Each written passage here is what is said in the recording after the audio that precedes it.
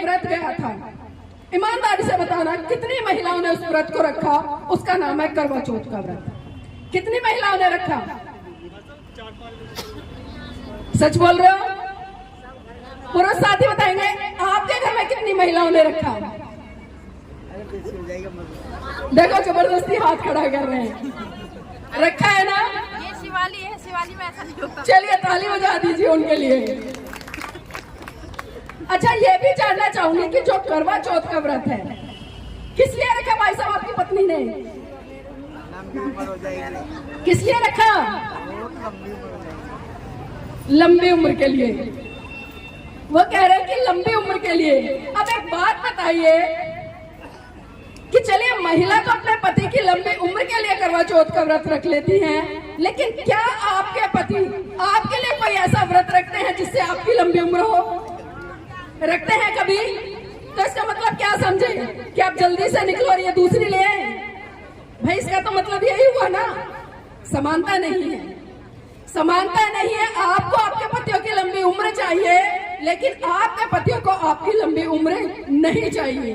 और एक चीज और देखिए, सुबह से लेकर शाम तक आप पूरा दिन भूखा रहती हैं। और बहुत सारे पुरुष साथी तो ऐसे होते हैं, अभी भंते जी कह रहे थे कि दारू पीते हैं, गाली गलौज करते हैं, मारते पीटते हैं, लेकिन फिर भी पीट छितने के बावजूद भी वो महिला उसकी लंबी उम्र के लिए सुबह से लेकर शाम तक भूखा रहती है और मन्नत करती है कि मेरे पति की लंबी उम्र हो जाए।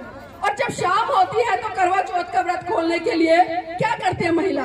पूरा सज धज कर नए कपड़े पहनती है, नई चीजें लेकर आती है। और इसी तरह से हमारे पुरुष साथी भी पूरा सज धज कर खड़े हो जाते हैं। और महिला छन्नी में से किसको देखती है? फिर किसको देखती है? चांद को। अब एक बात और बताइए मुझे कि जब कभी आपका बच्चा रोता है, आपने भी सुना होगा और कहते भी हैं बड़े गर्व से कि बेटा देख चंदा मामा निकल गया। क्या बोलते हैं कि बेटा देख चंदा मामा निकल गया। और जब करवा चौथ जैसी रूढ़िवादी परंपराएं आती हैं, आप उसी चांद को, उसी भाई को पति के रूप में छन्नी में से देखने का काम करती हैं। तो ये कैसा दोहरा मापदंड? क्या इसी दिन के लिए परम पूज्य बाबा साहब ने 4-4 बच्चों की कुर्बानी दी? क्या इसी दिन के लिए परम पूज्य बाबा साहब ने अपनी जीवन संगिनी की कुर्बानी दी? क्या इसी दिन के लिए परम पूज्य बाबा साहब ने तमाम अपने संसाधनों की जो भी सुख सुविधाएं थी उनकी कुर्बानी दी? क्या उन्होंने सोचा था कि जिस समाज के लिए मैं लड़ रहा हूँ, जिन महिलाओं की आजादी के लिए मैं लड़ रहा हूँ, वही महिलाएं कहीं ना कहीं डायरेक्ट इनडायरेक्ट रूप में मेरे को बदनाम करेंगी या मेरा अपमान करेंगी? तो क्या हम कह सकते हैं हम बाबा साहब के अनुयायी हैं? और मेरी बहनों रही बात लंबी उम्र की, तो इस भारत देश में तमाम धर्मों को मानने वाली महिलाएं रहती हैं। और सरहदों पर मेरे देश के नौजवान रात दिन, चाहे बर्फ हो, आंधी हो, धूप हो, बारिश हो, वो बेचारे रात दिन सरहदों पर खड़े रहते हैं। क्या उनके घर की महिलाएं करवा चौथ का व्रत नहीं रखती? अगर आपके करवा चौथ से किसी की लंबी उम्र हो जाती ना, तो बॉर्डर पर कोई भी मेरा भाई गोली से नहीं मरता। इस देश में कोई भी नहीं मरता। आपके घर में भी तमाम बड़े बुजुर्ग, कोई ना कोई पति बेटा इस घर से गया होगा। मेरे परिवार से खुद है, मेरे मामा जी चले गए, मेरे पिताजी चले गए, मेरे तमाम कई रिश्तेदार चले गए। जब हमें नहीं पता था तो मेरे घर की बहन बेटियों ने भी उनकी लंबी उम्र के लिए व्रत रखे, लेकिन हम देखते हैं कि उन व्रतों में इतनी शक्ति नहीं थी। अगर उन व्रतों में शक्ति होती तो आज मेरे परिवार के, चाहे वो पिता हो, मामा हो, भाई हो, वो आज हमारे बीच में जीवित होते। लेकिन हम समझते ही नहीं है। अगर आपको अपने पतियों की लंबी उम्र चाहिए ना, एक काम कर दीजिए मेरे कहने से, जब भी वो दारू पी कर आए उनके दारू छुड़वा दीजिए, उनसे गुटखा छुड़वा दीजिए, उनसे बीड़ी छुड़वा दीजिए, या जितनी भी नशीली चीजों का सेवन करते हैं वो सारी चीजें छुड़वा दीजिए और सही समय पर उनको अच्छा खाना देना शुरू कर दीजिए। मैं गारंटी से कहती हूँ जिस दिन आपने ऐसा करना शुरू कर दिया, जहाँ उनकी लंबी उम्र 10 साल और जिएंगे वहीं वो 20 साल जिएंगे। लेकिन कर देखिए इस तरह से।